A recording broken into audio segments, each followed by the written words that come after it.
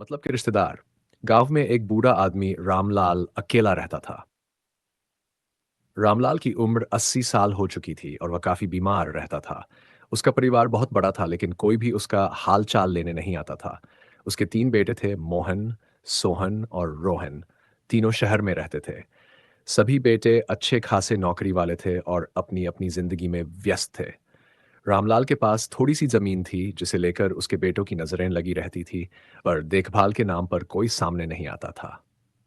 एक दिन रामलाल की तबीयत अचानक बिगड़ गई।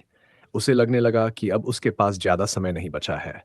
उसने अपने पड़ोसी श्यामू से कहा, श्यामू, बेटों को खबर कर दो कि मुझे उनसे कुछ जरूरी बात करनी है। शायद यह मेरी आखिरी इच्छा हो। श्यामू ने तुरंत शहर फोन लगाया और तीनों बेटों को बताया कि उनके पिता की तबीयत बहुत खराब है और वे आखिरी बार उनसे मिलना चाहते हैं। खबर सुनते ही तीनों बेटे गांव की ओर चल पड़े। उनके मन में केवल एक ही ख्याल था, वसीयत। शाम होते होते मोहन, सोहन और रोहन गांव पहुंच गए। तीनों ने एक दूसरे से मुलाकात की और फिर अपने पिता के पास पहुंचे। रामलाल बिस्तर पर लेटे हुए थे। चेहरा कमजोर और थका हुआ था। उन्होंने अपने बेटों को देखा और हल्की मुस्कान दी। बेटों ने पूछा, पिताजी, कैसे हैं आप? रामलाल ने धीमी आवाज में कहा, अब ज्यादा समय नहीं बचा बेटा, मुझे तुम सबसे कुछ कहना था, इसलिए बुलाया है। बेटों की आंखों में चिंता नहीं, बल्कि एक उम्मीद थी कि शायद आज उनके पिता वसीयत की बात करेंगे। उन्होंने रामलाल से पूछा, पिताजी, क्या कहना है आपको? रामलाल ने गहरी सांस ली और कहा, मुझे पता है कि तुम सब अपनी अपनी जिंदगी में बहुत व्यस्त हो।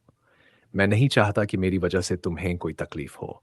इसलिए मैंने सोचा है कि मेरी जमीन और घर को बेच दिया जाए। यह सुनकर तीनों बेटे थोड़ा चौंके, लेकिन अंदर ही अंदर खुश हो गए कि अब संपत्ति का बंटवारा होगा।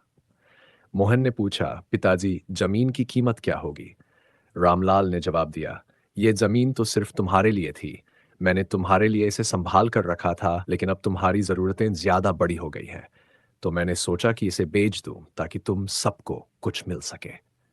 सोहन ने तुरंत कहा, पिताजी, जो भी आप ठीक समझे, हम तो आपके आदेश का पालन करेंगे। रामलाल ने मुस्कुराते हुए कहा, मैंने एक आदमी से बात की है। वह इस जमीन के लिए काफी अच्छी कीमत देने को तैयार है। कल सुबह वह आएगा और सौदा कर लेगा। तुम सब यहां हो तो ये काम भी निपट जाएगा। तीनों बेटों ने सिर हिलाया, लेकिन उनके मन में खुशी की लहर दौड़ गई। अब उन्हें सिर्फ इंतजार करना था कि जमीन बिके और पैसा उनके हाथ में आए। अगले दिन सुबह जब जमीन खरीदने वाला व्यक्ति आया तो उसने रामलाल से कहा, बाबूजी, मैं आपकी जमीन खरीदने के लिए तैयार हूं। कीमत भी तय हो गई है। रामलाल ने अपने बेटों की तरफ देखा और कहा, बेटा, अब यह सब तुम्हारे हाथ में है। मोहन, सोहन और रोहन तीनों ने तुरंत हामी भर दी। सौदा तय हो गया और कागजात तैयार हो गए। जमीन बेचने का काम खत्म होने के बाद रामलाल ने कहा, अब मुझे चैन है कि मैंने तुम्हारे लिए कुछ किया। लेकिन एक बात याद रखना बेटा, रिश्ते पैसे से नहीं निभते। जब तक मैं जिंदा था, तुम में से कोई भी मेरा हाल पूछने नहीं आया। अब जब जमीन बिक गई है तो देखना ना, कोई भी मुझे याद नहीं करेगा। रामलाल की ये बात सुनकर तीनों बेटों के चेहरों का रंग उड़ गया।